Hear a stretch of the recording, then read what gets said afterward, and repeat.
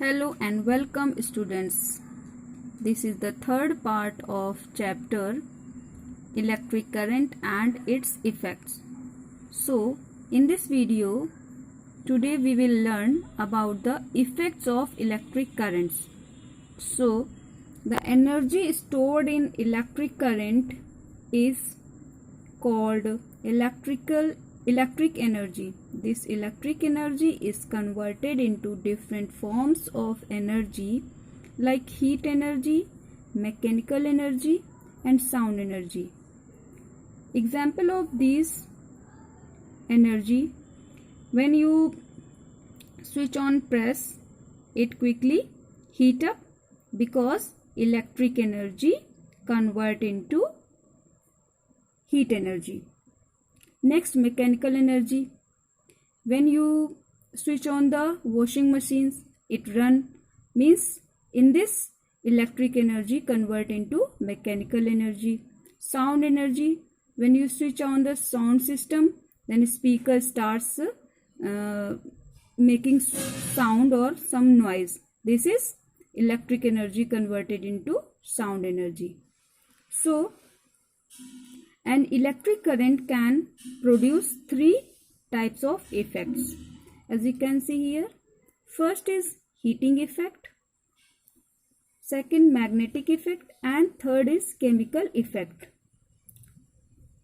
So today we will learn about heating effect, but in this chapter we will learn about heating effect and magnetic effect because chemical effect is a topic of higher classes. So you will learn in higher classes.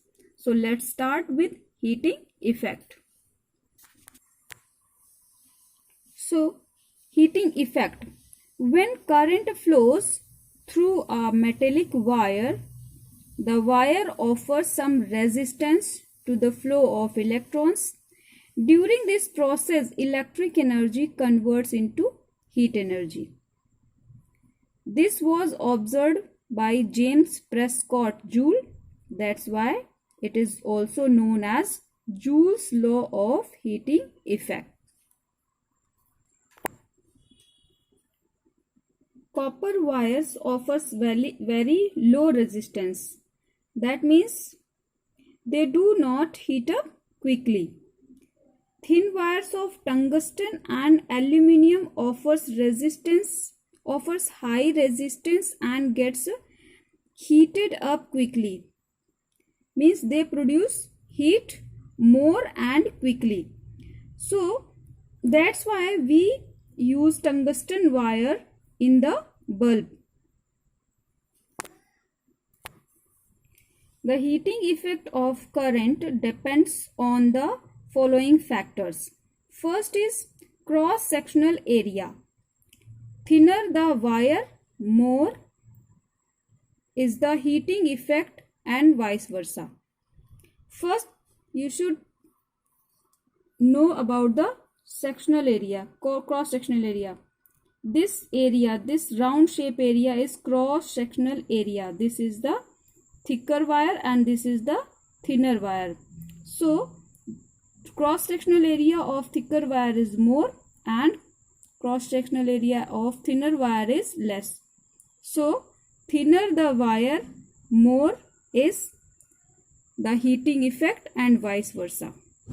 Means if the wire is thinner, so its heating effect will be more, and if the wire is thicker, its heating effect will be less. So best example for this, tungsten wire of bulb. It is very thin and it's heated up quickly because of thinner wire. Next is time. The larger the time for which the electric current flows, more is the heating effect. Suppose you switched on the bulb for some time, suppose for 2 minutes. So it will heat up but not more. because it gets a electric current for some time. But if you switched on the bulb for more time, more than 2 minutes, it will heat more than first case, because it is getting electric current for more time. That is, larger the time for which electric current flows, more is the heating effect. Means if current will flow for the longer period of time, it will heat more. Third is current. Greater the magnitude of current, more is the heating effect. Means if the quantity of current is less, its heating effect will be less, and if the magnitude or quantity of the current is more, so its heating effect will be more. Suppose you have listened about the low voltage and high voltage. If the current is in low voltage, its heating effect will be low, and if it is high voltage, so its heating effect will be high.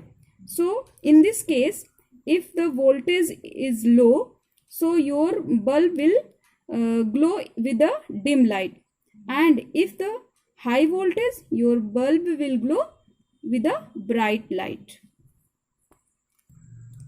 So these were the 3 factors that affect the heating effect of current. Here there are some examples are given that works on the heating effect of electric current. As you can see, an electric iron, room heater, bulb, fuse, geyser, oven, electric kettle, etc. These all appliances work on the heating effect of the electric current. So we will learn about these appliances in detail in next video. Till then, bye bye.